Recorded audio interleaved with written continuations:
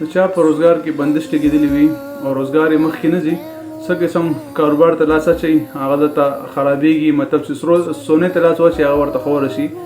نو یا داسې وي دکان وي دفتر وي او د هغه ځای کې ناست وي او روزګار دپاره ځي، روزانه ځي خو هلته د خپله زړه هم تنګ وي، په سر باندې بوج هم راځي، غصه هم ورځي، ګاګ چې راشي ګاګ ته هم تنګېږي. دغه رنګې چې کوم د سټ وي کوم باندې کینی کرسۍ وي یا چیر وي پای باندې کینی هغه ځای کې هم د زړه تنګېږي او په هره خبره غصه ورځي ورته، روزګار یې ورځ تر ورځه خرابېږي ډون کېږي. نو داسې کسان چې وي یا مطلب بالکل روزګار سمون نه خوري، روزګار بالکل ورته ملاویږي نه، نو هغې لپاره ته بهترین او مجرب عمل خیمدا شروع کړي. انشاءالله العزیز الله تعالی به باندې رحم وکړي او الله تعالی به رزق هم فراخ درکړي ته. بل لا رزق وعده الله تعالی کړی ويرزقه من حيث لا يحتسب. الله تعالی فرمایي تاسو به ذهن ګمان کې ونی تاسو رزق په زر کوم ته، نو بهشکه رزق الله تعالی وعده کړی، خو دا کم مهنت کم کوشش سړی کوي دا یو ذریعہ ده، یو اسباب ده به انسان اختیاري. نو بهر حال چا چې په روزګار کې څه قسم پریشانی وي یا څه قسم جادو پیښې وي یا بندش وي یا نظر لګېدلی په دکان باندې، هغې ختمولو دپاره ته بهترین عمل خیم دا شروع کړئ.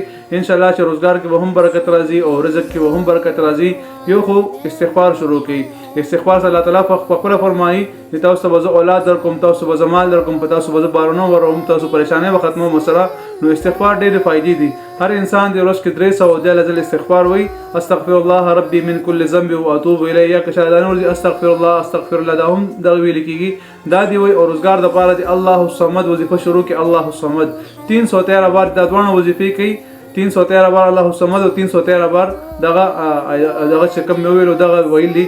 نو انشاءالله ورځي د تاسو مخې هم کولاویږي، روزګار کې به هم برکت راځي او کم پریشانی به هم ختمېږي.